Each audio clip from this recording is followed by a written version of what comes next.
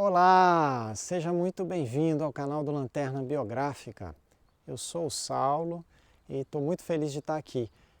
É o seguinte, Lanterna Biográfica é um canal do nosso projeto onde a gente quer ajudar você a conciliar as suas necessidades, todas as suas necessidades de curto, médio e longo prazo, para ficar mais perto da vida dos seus sonhos.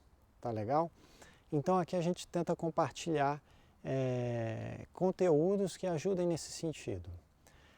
Meu nome é Saulo e o tema de hoje é justamente a primeira chave para conciliar a vida pessoal, vida profissional e vida familiar, certo? Antes de eu comentar um pouquinho sobre esse tema, de onde vem, às vezes o pessoal pergunta, de onde vem lanterna biográfica? Lanterna vem de luz, né? Para simplificar a história, lanterna vem de luz e biográfica é a escrita, biografia da vida, certo? O problema é que a maioria de nós deixa para escrever a história da vida quando chega no final dela. E na verdade, sem perceber, você está escrevendo a história da sua vida todo dia. Então o nosso objetivo aqui é que você se dê conta disso e comece a ser autor da sua vida a partir de agora. Tá legal? Gente, o tema de hoje é um tema bem recorrente, né? Como é que eu concilio minha vida profissional e minha vida familiar? E adivinha quando a gente pergunta para as pessoas qual a chave para conseguir fazer isso? Qual é a pergunta? Aliás, a pergunta é qual a chave para conciliar vida profissional e vida familiar? Qual a resposta? Gestão do tempo? Não. Aposto que você deve ter pensado em gestão do tempo. A maioria das pessoas pensa em gestão do tempo. E eu não quero dizer que gestão do tempo não é importante. Agora, o que eu vou dizer para você, contar para você, explicar aqui nesse vídeo, é que não é a primeira chave, tá? Não é o mais importante, na verdade, gestão do tempo sem o que eu vou te contar aqui não funciona. Não vai dar certo, só vai dar estresse na sua vida e na vida da sua família, ok? Então fica ligado até eu chegar ao final desse vídeo, tá bom? Na verdade, gente, e aqui a gente vai entrar num papo mais profundo, o que realmente conta para começar a conciliar a sua vida familiar e a sua vida profissional é a gestão do seu ego, tá? Desculpa falar isso de uma maneira tão direta, mas você precisa ouvir. É a gestão do ego, tá? E na verdade não é nem gestão. Seria, na verdade, a digestão do ego, na verdade, a dissolução do ego. Porra, Saulo, tá muito teórico essa parada. Não tá, deixa eu te contar um pouquinho como é que eu descobri isso. Eu descobri isso, na verdade, há 8 anos atrás, tá? E quem me ensinou foi meu filho Rudá. Ele tinha 9 meses. E naquela época eu estava muito preocupado com a vida profissional, eu estava cheio de aperreio, de preocupações e tentando chegar no final do mês com a conta do banco ainda no positivo. E na verdade todo final do mês eu estava com ela no vermelho. E pensando muito na minha carreira, querendo me dedicar para isso, e quem tem filho sabe que quando uma criança nasce, ainda mais se é o seu primeiro filho, muda tudo na sua vida, né? Muda tudo. E o nosso cotidiano mudou completamente, né? Marina, minha esposa, foi ser 100% mãe e a gente queria morar numa casa perto da natureza, né? Num lugar verde para criar nossos filhos. E a gente acabou que na época comprou essa casa sem ter vendido o apartamento que a gente tinha. Eu achei que ia vender rápido, não consegui vender e demorou mais de ano para vender. E nesse ano, cara, as contas não batiam no final do mês. Aperreio, muita preocupação e o trabalho cobrando, né? E a gente tem aquela vontade de desempenhar no trabalho, né? A gente quer ser importante, a gente quer ser reconhecido e é natural, gente, é natural, tá? Só que se isso ficar mais importante do que a tua família, começa a complicar. E o que aconteceu é que o Rudá, com 9 meses, né, 8 para 9 meses, ficou muito doente e foi hospitalizado, em estado muito grave, muito grave. E a gente não sabia se ele ia sair, a gente não tinha a menor ideia se ele saísse, em que estado que ele ia sair. Eu tenho que te falar uma coisa, naquela hora meu chão, perdi o chão e parei tudo que eu estava fazendo e durante aquelas 6 semanas, todos os dias, eu e a Marina a gente estava com ele, todos os dias. E à noite também, um de nós podia ficar, só podia ficar um na verdade, né? Eles não deixavam no hospital ficarem 2 pessoas, mas um podia. Então ou eu ou ela, a gente se alternava, a gente ficava de noite. Isso era final do ano, aqui a gente mora na França, é muito frio, e então, enfim, a gente passou até um friozinho lá, mas o importante era estar com ele. E a gente eu passei a noite de Natal com ele, eu passei a noite de Ano Novo com ele e a gente ficou com ele o tempo todo. Tá? E nessa hora eu vi uma coisa, que na verdade de nada valeria eu ser o cara no trabalho. Eu sou professor, pesquisador, então tinha um objetivo de carreira grande, publicações, e quem é professor, quem está na área acadêmica sabe que a gente recebe crítica o tempo todo. E na verdade eu estava também lutando contra isso, mas naquelas 6 semanas eu vi que na real eu estava lutando contra mim mesmo. E que eu tinha negligenciado, eu tinha estado muito pouco com meu filho e com a minha esposa durante aqueles primeiros 8, 9 meses da vida dele, porque eu estava muito preocupado. E a minha preocupação era, claro, com a sobrevivência da família, a gente é programado para isso, mas eu também estava muito, muito centrado em mim mesmo. Tá? E qual que é a chave para sair disso? Às vezes a chave para sair disso é se deparar com a morte, ou com a possibilidade da morte.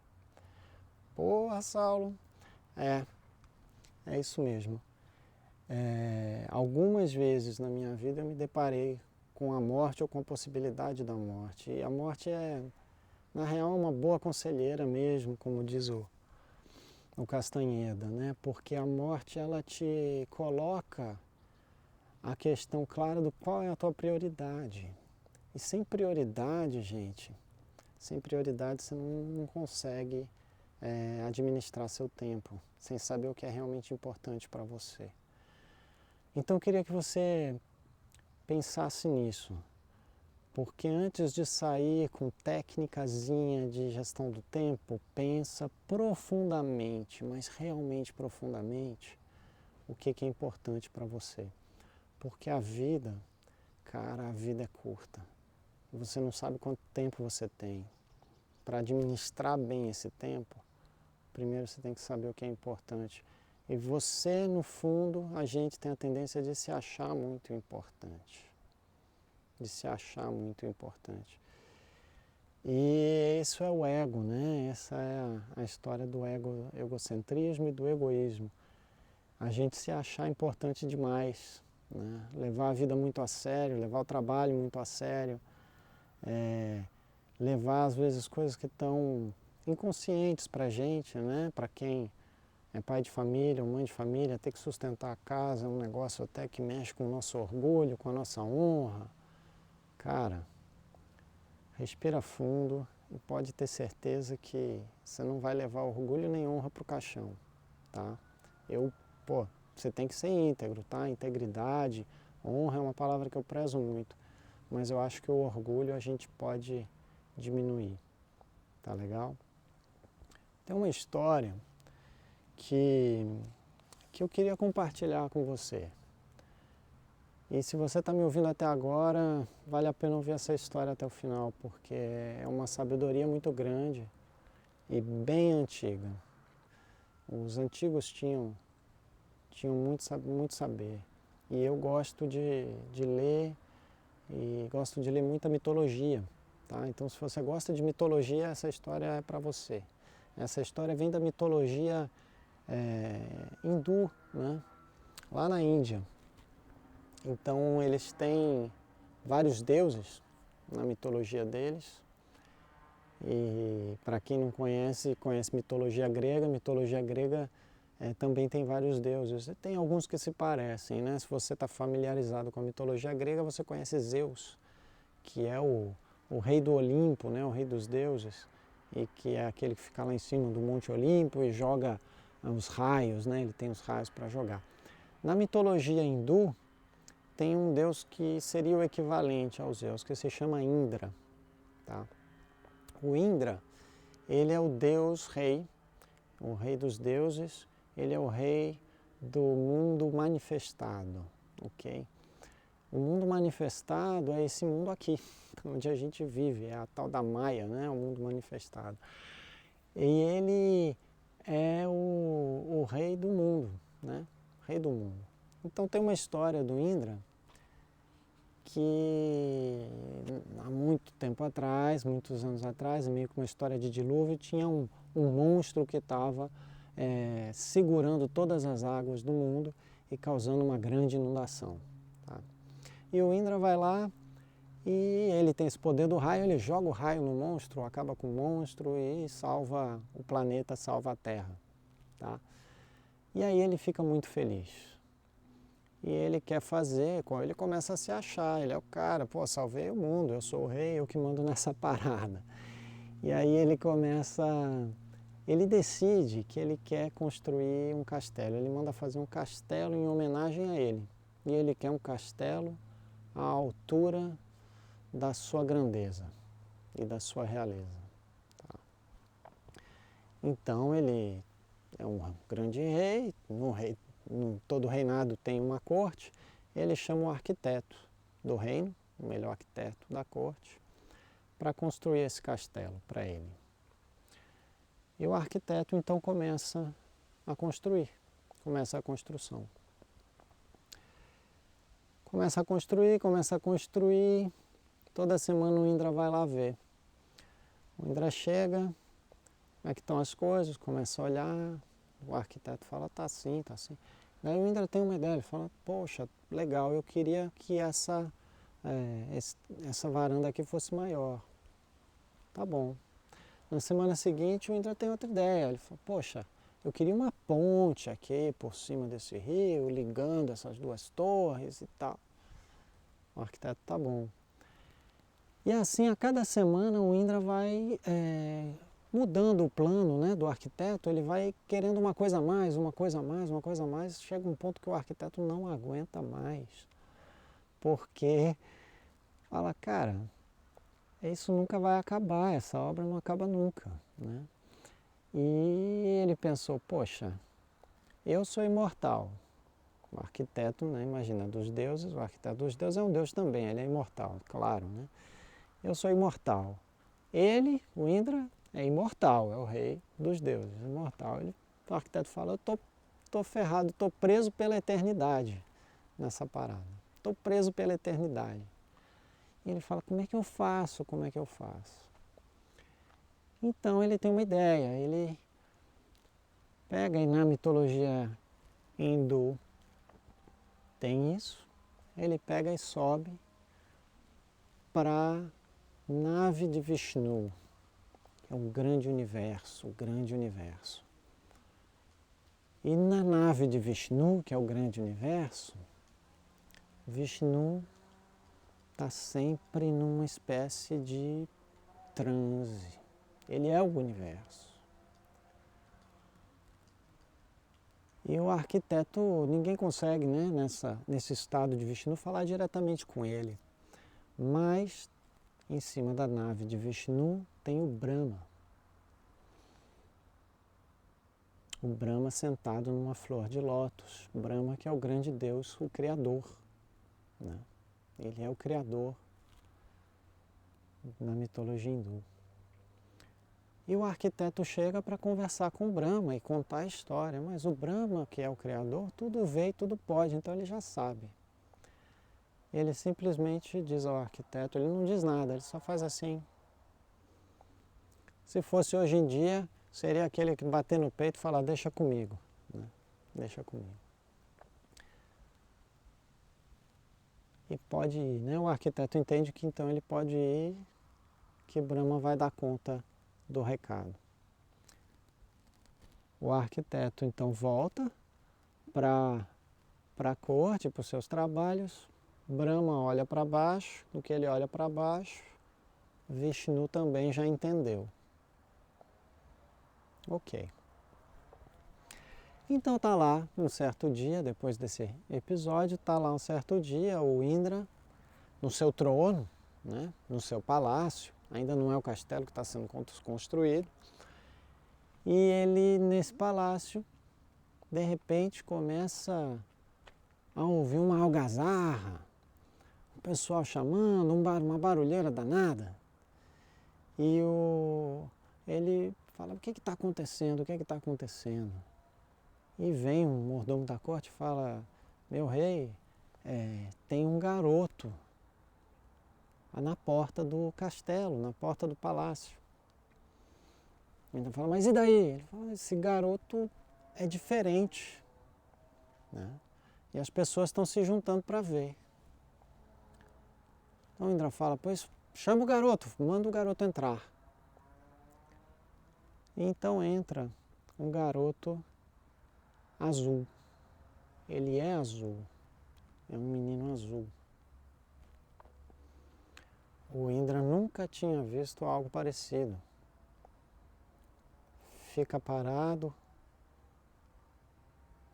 olhando até que ele pede, fale. E o garoto, quando abre a boca, tem voz de trovão.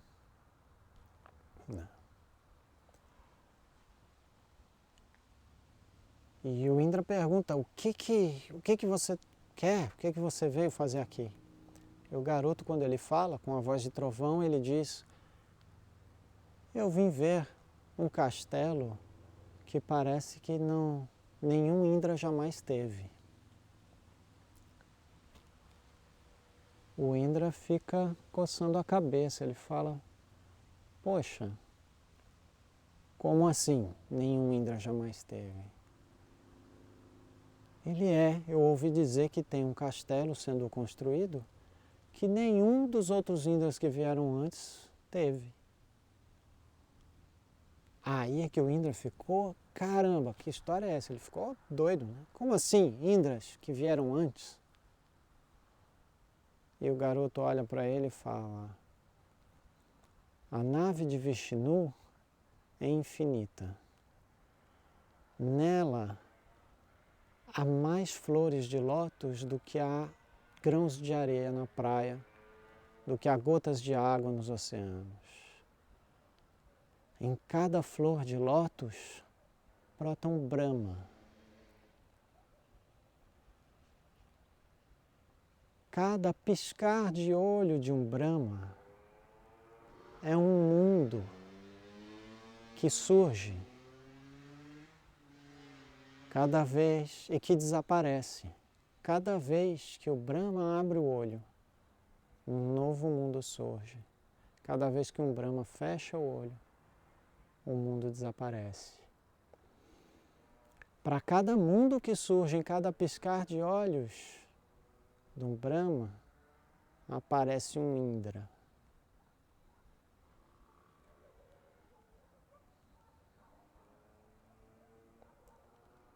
Nessa hora o Indra estava no chão, já quase. Ele ficou assim pasmo. Como assim eu não sou o único Indra, né? Então o Indra fica perdido, né? Fica sem chão também. Fica então aquele silêncio na sala, naquela sala real, quando o menino olha para baixo e vê uma fileira de formigas passando. Aquela corredeira de formigas, né? As formigas passando. E aí ele dá uma risadinha, ele dá uma risada. O Indra fica doido, olha para ele e fala: do que você está rindo? Aí ele diz: você não vai gostar, você não ia gostar de saber. O Indra olha para ele e fala e pede: ensina, porque na Índia, se você quer aprender algo, você deve pedir. Ensina. Então, o menino, esse menino azul, olha para o Indra e fala, mostra as formigas no chão e fala: são todos Indras caídos. São todos Indras caídos. A cada mundo que nasce, nasce um Indra. A cada mundo que fecha, desaparece um Indra. A formiguinha começa a sua encarnação e através de encarnações, vai evoluindo até se tornar um Indra. E quando esse Indra se enche de si, é o menino falando, não sou eu não, é o menino da história falando. Quando esse Indra se enche de si, todo Indra quer construir um grande castelo, a sua imagem. E aí cai no orgulho, cai no processo evolutivo, volta como formiga. É essa a explicação que o menino dá para o Indra. Como você pode imaginar, o Indra fica completamente estonteado, ele perde o chão. Quando ele volta a si, o menino não está mais lá, desapareceu. Mas aí vem andando, entrando ali no castelo, naquela sala real, um velho. E esse velho está completamente nu. Completamente nu, só tem uma folha tapando o sexo, né? E ele entra completamente nu ali e o Indra, sem entender as pessoas, né? Porque ele também não está sozinho ali, né? Nessa sala tem outras pessoas, outros deuses, né? Da corte real do Indra. Todo mundo sem entender, o Indra pergunta: meu senhor, o que o senhor está fazendo pelado aqui? Né? Esse senhor olha para ele e fala: roupas? Para que roupas? A vida é tão breve, tão efêmera. Ele fala: como assim? O senhor podia pelo menos usar um guarda-sol para se proteger do sol? E ele fala: proteger do sol, pele? Tudo vai morrer, tudo é efêmero. Para que proteger do sol, da pele? Poxa, o Indra fica sem entender. Aí quando ele olha, no peito desse senhor, né, que está nu, tem uns pelinhos assim, né? Na verdade tem pelo só na metade do peito, a outra metade caiu já os pelos. E aí o Indra fica intrigado e pergunta: o que significa esses pelos no seu peito, né? Que tem metade, não tem? Aí ele fala: ah, Indras que ainda vão cair. E aí ele também desaparece. Depois dessa visão, o Indra fica perdido. Na verdade ele não sabe, mas o menino azul era Vishnu, que veio lhe dar uma lição. E o velho era Shiva, que são os grandes deuses da mitologia hindu. O Indra, rei dos deuses, fica perdido e ele decide que realmente, ele vê que realmente a vida é muito efêmera. Nada dura, nada perdura. E aí ele toma uma decisão, ele fala: eu vou largar o trono, eu vou largar tudo e vou para o mato meditar. Imagina, ele diz, eu vou virar um eremita. Dane-se castelo, realeza, corte. Eu vou é virar um eremita, eu vou é meditar, eu vou é para uma gruta morar para lá o resto da minha vida, ou o resto da minha eternidade. E ele começa a falar disso, e ele sai, ele começa a largar as coisas, e aí a mulher dele fica desesperada. A esposa dele, né, a rainha, fica desesperada. Como assim? Meu esposo, o rei dos reis, tem o seu reino pela eternidade, eu também sou aqui eterna. Como é que ele vai deixar o trono? Como é que ele vai para uma floresta? Ficou maluco, né? Ficou maluco. Ela fica desesperada, tenta falar com ele não quer nem ouvir. Aí ela não tem outro recurso, ela vai falar com o sábio da corte. Você sabe que toda corte tem um sábio, né? É o conselheiro do rei. Ela vai falar com o conselheiro do rei. Ela falou, ele não me escuta, que ele vai escutar você. Você é o conselheiro, pelo menos a você ele escuta, ele sempre escutou. Né? E explica para o conselheiro o que está acontecendo. Falou, ele endoidou, quer largar tudo e ir para morar na floresta. Aí o conselheiro vai falar com Indra. E ele é um grande sábio mesmo. Porque foi ele que ajudou o Indra a ser rei. O Indra não sabia nada. Não sabia governar. Não conseguiria ser se mantido no trono sem a ajuda desse sábio, fiel conselheiro. Então, esse sábio chega para o Indra e fala, eu soube dos seus planos. E o Indra fala, pois é isso. Ele fala. E então esse sábio olha para ele bem nos olhos e fala, você sempre me ouviu e você vai me ouvir mais uma vez.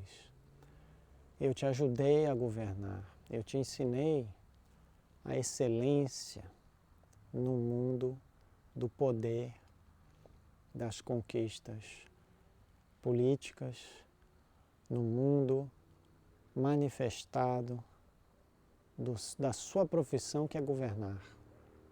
Eu lhe ensinei tudo isso, a você ter sucesso nessa área e se tornar rei, se manter como rei por toda a eternidade. Agora que você queira deixar isso um pouco de lado, ok, mas você precisa aprender a outra lição, que é muito importante, que é que na família e no amor também estão a energia divina e sagrada. Então, nessa hora, o Indra tem que decidir. Como é que essa história termina? Essa história termina com o Indra se tornando um rei diferente. Né? Essa história termina com o Indra se tornando um rei diferente. Ele não vai se tornar um eremita na gruta, afinal de contas não é essa a missão dele, essa não é a essência dele. Mas ele nunca mais vai ser o rei egocêntrico que ele estava sendo. Ele vai encontrar o caminho do meio. Ele vai encontrar um caminho onde ele vê que ele aprendeu muito para ter sucesso como rei, mas ele também precisa aprender muito para ter sucesso como esposo, como marido, né? Como parte de uma família. E eu queria contar essa história para você, para compartilhar não só a história, mas também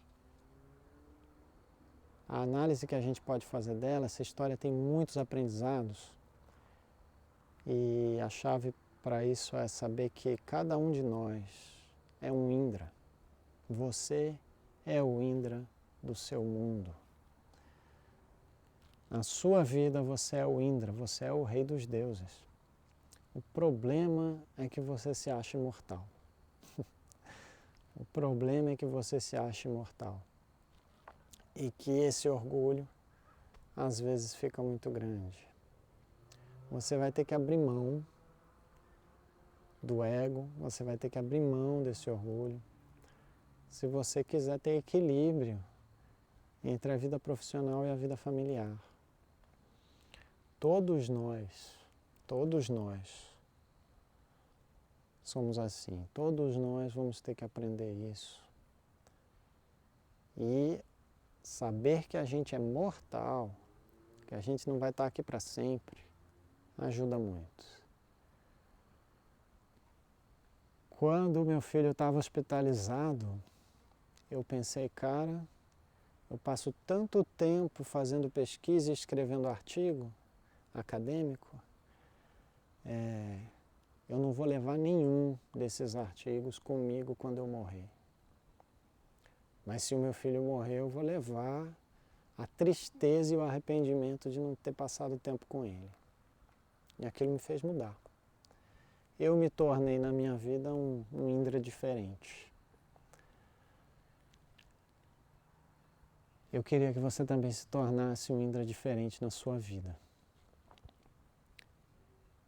E para finalizar essa história, eu queria dedicar esse vídeo e essa história ao meu filho Rudá, que me ensinou essa grande lição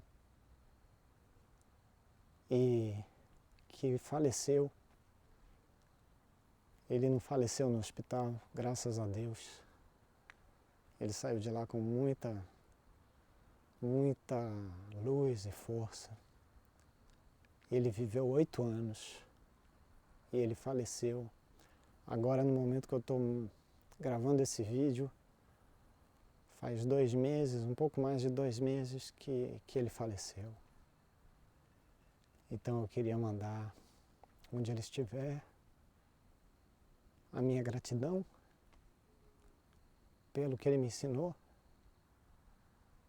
Pedir a ele que mande luz para eu compartilhar tudo o que ele me ensinou. E queria que isso ficasse marcado para você que chegou nesse final aqui desse vídeo e que você mudasse, porque meu filho morreu com 8 anos.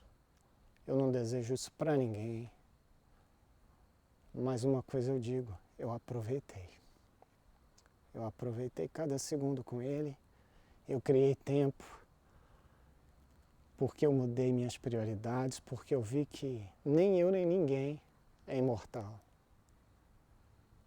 E graças a Deus, ele com certeza levou muitas lembranças boas dos 8 anos de vida dele. E eu, graças a Deus, quando eu me for, eu vou levar também essas lembranças. E hoje eu estou aqui de pé, te falando isso, porque eu tomei essa decisão lá atrás. Porque se eu não tivesse tomado essa decisão lá atrás, que para mim a minha família era prioridade, que eu amo muito meu filho e que, poxa, eu posso perder o trabalho, mas eu não posso perder meu filho. Se você parar para pensar, no mundo profissional você passa o tempo todo tentando se tornar insubstituível. Você que é pai, você que é mãe trabalhadora, você que está profissionalmente ativo, sabe disso. Você tenta se tornar insubstituível para o seu chefe, você tenta se tornar insubstituível para os seus clientes, você tenta se tornar insubstituível. Agora, se tem uma pessoa no mundo para quem você é realmente insubstituível, é o seu filho, é a sua filha. E sabe qual é a melhor notícia? É que você não precisa fazer nada para isso. Você já é insubstituível para o seu filho, para a sua filha. Você só precisa aproveitar. E quanto mais você aproveitar o tempo com eles, quanto mais você tiver tempo de qualidade com eles, mais felizes eles vão ser, mais feliz você vai ser. E melhor vocês vão crescer. Os nossos filhos são grandes mestres. O meu filho me ensinou muito e a minha filha está me ensinando muito, porque a gente tem uma outra pequenininha aí que está quase com 2 anos. Então queria que você guardasse essa mensagem mesmo. Você, para os seus filhos, você é insubstituível. Então não os abandone, fique com eles o máximo que você puder. Era um pensamento que sempre vinha na minha cabeça. Saulo, na dúvida, fica com teu filho. Você não sabe o que fazer agora? Vai lá ver ele. Vai ver como é que ele está. Entendeu? Pergunta, conversa, brinca um pouquinho. Aí você vai depois talvez passar para outra coisa. Certo? Esse é o primeiro passo, essa é a primeira chave para você conciliar profissão e vida familiar.